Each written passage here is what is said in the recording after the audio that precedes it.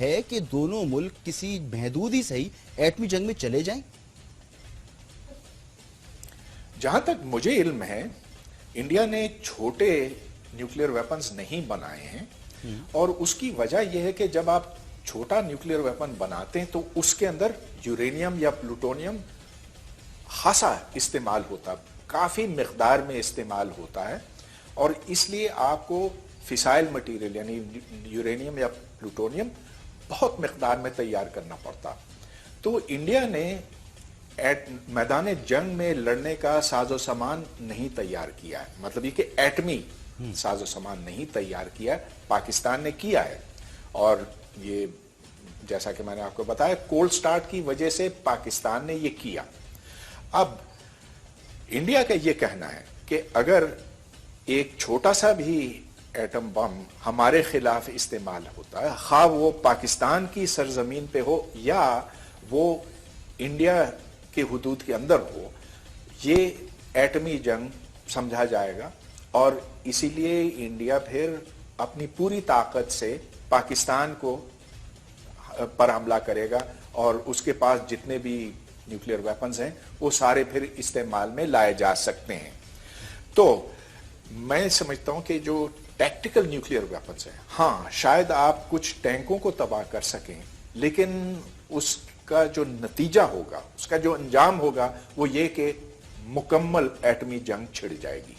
بہت بہت شکریہ ڈاکٹر. اپنی سرزمین پر استعمال کر سکتے ہیں، اور اسی واسطے اس کا سوچو ہی نہیں.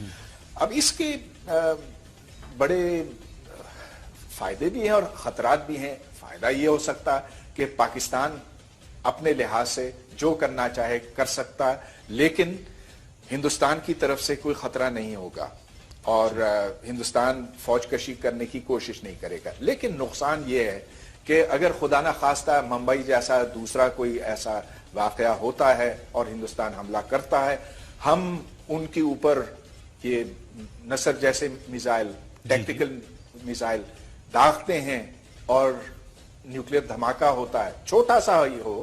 لیکن انڈیا نے یہ کہا کہ اس کے بعد پھر آپ یہ سمجھ لیجئے کہ نیوکلیئر وار شروع ہو جائے گی. ٹھیک ہے، میں اس پر آپ سے مزید بات کروں گا.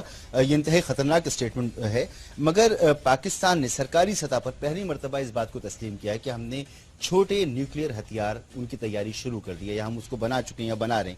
جو یہ ٹائمنگز ہیں، اس ٹائمنگز کو آپ کیسے دیکھتے ہیں کہ اعزاز چودھری اس وقت یہ بیان دے رہے ہیں؟ ٹائمنگز کے حوالے سے آپ مجھے بتائیں. انہوں نے کوئی ایسا راز فاش نہیں کیا، کیونکہ یہ تو پچھلے 3-4 سال سے بات چل رہی ہے کہ پاکستان چھوٹے ایٹمی ویپنز بنا رہا ہے، اور یہ کہ کم فاصلے کے میزائلز بھی تیار کر رہا ہے. مگر ایک تو بات چل رہی ہو، ایک سرکاری طور پر موقف آ جائے، تو اس کا فرق ہوتا ہے کچھ نہ کچھ. جی ہاں، ضرور اس کا فرق تو پڑتا ہے. آخر یہ بات واشنگٹن میں کہی جا رہی ہے، اور وہاں اس وقت جب وزیر اعظم وہاں پر موجود ہیں یا جانے والے ہیں، تو اس کا ایک واضح اثر ہوتا ہے. لیکن میں تو سمجھتا ہوں کہ یہ جو مذاکرات ہونے چلے ہیں امریکہ کے ساتھ، تو اس سے ہمیں کوئی ایسا فائدہ حاصل نہیں ہوگا، کیونکہ ہم تو اپنے موقف سے ہٹنے کے لیے تیار نہیں ہیں، اور امریکہ یہ چاہتا ہے کہ پاکستان کے ایٹمی پروگرام پر قدغنیں لگائی جائیں. گرما گرمی ہے تو ہم یہ کیوں نظر انداز کر رہے ہیں کہ بھارت کی خاص توجہ ایران پر بھی ہے، وہاں ان کی بندرگاہوں میں انویسٹمنٹ ہو رہی ہے. پاکستان اس وقت دور ہوتا چلا جا رہا ہے ایران کے ساتھ. عرب ممالک میں بھارت کا سلوک بڑھ رہا ہے، امریکہ کے ساتھ اس کی محبت اور قربت بڑھ چلی جا رہی ہے، رشیا کے ساتھ اس کے تعلقات پہلے سے موجود ہیں. تو خطے میں پاکستان تو تنہائی کی طرف جا رہا ہے، رہ سکے صرف چین بچتا ہے جس سے تعلقات قدرے بہتر ہیں. ہندوستان کی کوششیں یہ پچھلے 15 سال سے جاری ہیں کہ چابہار میں وہ ایک بیس بنائیں اور اس بیس کو استعمال کیا جائے ٹریڈ کے لیے. لیکن ہندوستان کو بھی پتا ہے، ایران کو بھی پتا ہے کہ جو تجارت چابہار کے ذریعے کی جائے گی وہ کم از کم 50 یا 60% زیادہ مہنگی ہوگی بنسبت ڈائریکٹ روٹس کے.